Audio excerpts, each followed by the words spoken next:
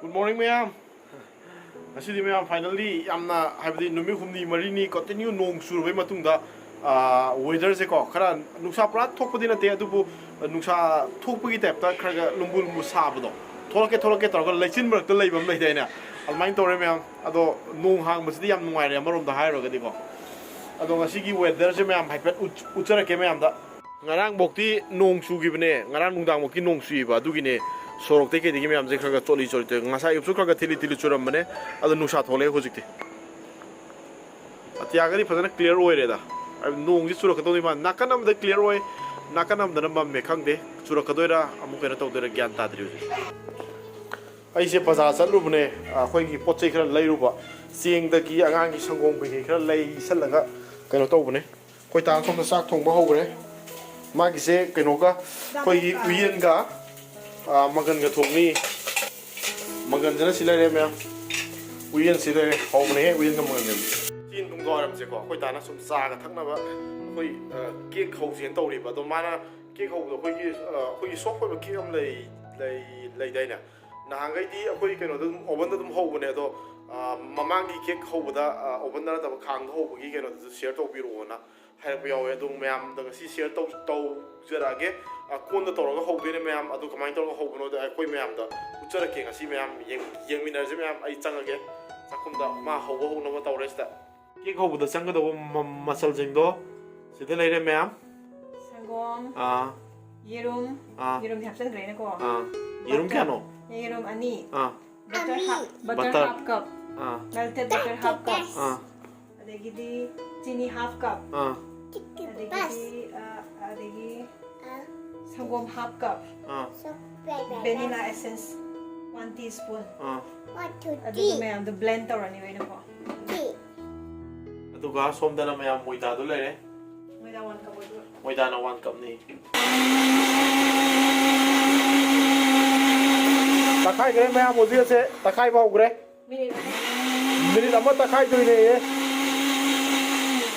takai blo re aduna hojiki sigi moida sida baking powder hapani 1 teaspoon 1 teaspoon hape somda hojiki takai blo do silare kai have no ta masi je ke do khawai de kai have no yung ta kai yon ja ba hai meam hai meam tor wo jana hojik meam sidai si haijan dore haijalo ra ya ha si hijala ge meam masai gi kaino taw gi to ta khai gi to ne si mai gira langan dore sida mai du sang du ba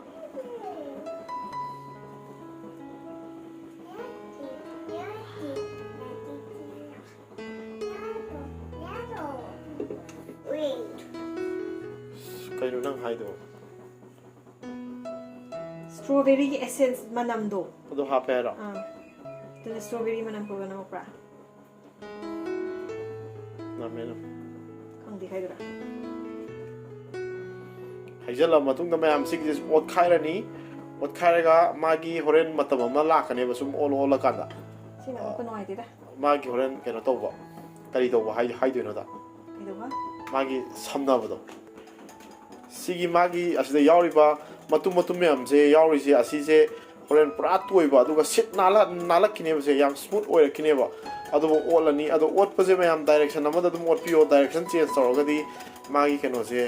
pak keno tawdabne aduna direction amada awat pa side amada sum ot piba ko smai ola kanda o huji khraga la eto ka syam ku jang dabne singa olani cake se ngasi di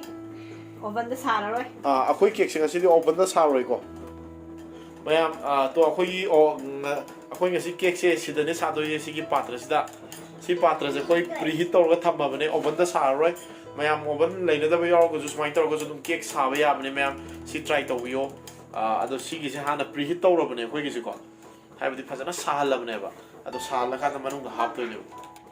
aduga sigi manung da khoin hap je thum hapchal laga ne ba si sahal je hujikti hang to poya ke roi si hang uraga di magi preheat to gi hit to manga ga di horen cake se on manga moy aduna si ngaktan ke no to gi je horen asi hapam dai dai me am u charake somda si ot pa je yar ka toram ne se si hek yar pa ga I me am da si hang to u chara ge kamai to no si zik ka ka no to bo loire hai badi ot khai bo loire adu magi consistency je si yar am ne so na si thang ka pa matam da so na tap tap tap ta da nap na ra ka so na juru juru som na ba je si gi ke no chang je yar am ne me am si da na me am akhoi gi cake hong na pa ke do loire si gi je hana grease to rom ne ko hai badi thau phajana taisalga patra je oren nap tana ba thau taisale adui mathakta mu moida khara saisale si oren cake to phaktok pa line na ne adu si kana to ga jo koi gi butter paper le ga jo du season na je ko di leitam ne si grease oin taw si me amoji haidar ge patra sida to magi consistency je somai lai ga dong ne ba tar ta ga dong ne koi gi sangom manang ba tar koi type ta ko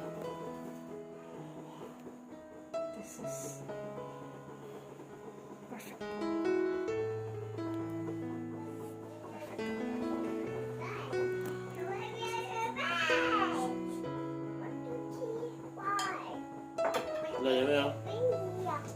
Ở đâu gì xí cái mà khai là bubble nhỏ cái số thuốc khi nó bắt tiếp tục bị anh đi đâu không đó? Si hang đồ da. Ở đâu gì xí hàng anh ấy, ở đâu hấp sẽ lagi. Xí cái em xí hấp từ em mang đã mình ta ra con mục thì xí sàn cái đó này có phải không? Xí hàng em mà khai là thùng hấp ấy, ở đâu đúng cái gì đó mà ta cái gì mà три hấp cái direct sắm nó ăn đó mà có. Ở đâu gì xí sàn đấy làm này mà. Ô cái đó mà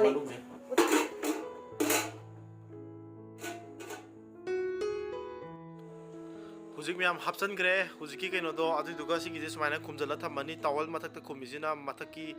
ki tholok ko manin jing do satanam ne adu hit to phajana manung du to phajana hit to piba ngamnam ne miyam smain toroga 40 minutes kumba thamani adu duga 40 minutes ki matung da amu yeng ase miyam akhoi gi se minute 40 minutes muk shure adu huzik amtang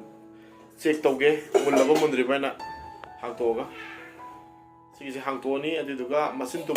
fork kumba natraga thang kumba na thillaga manung do chot tabra adu check hanam ta taw do ne me adu da check taw gi ge koi se na wali tas de Wale ba. ka color se Side to di. side ti ya le adu mathaki color se ta wa wal Tang ke sa. minute manga do ga thang gi ge mayam Kiek se minute manga amaga mo kaino tawre do yeng asi myam sige se Hoji hang to ga dita kaino tawre mathak chili mo so ore Ai no si bo. khang de masi mathak cheng go so amtak thilla gi yon on the run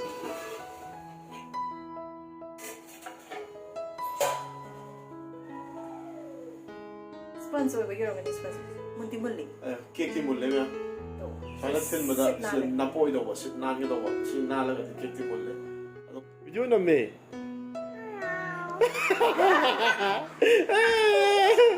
video na ne hai myam taw bai chana sa yam hai bisa ni ko se sa yam hai cha se sele myam kek se oven da sa na ta na mathak si kitang ding owe ko adu mayam si laire final product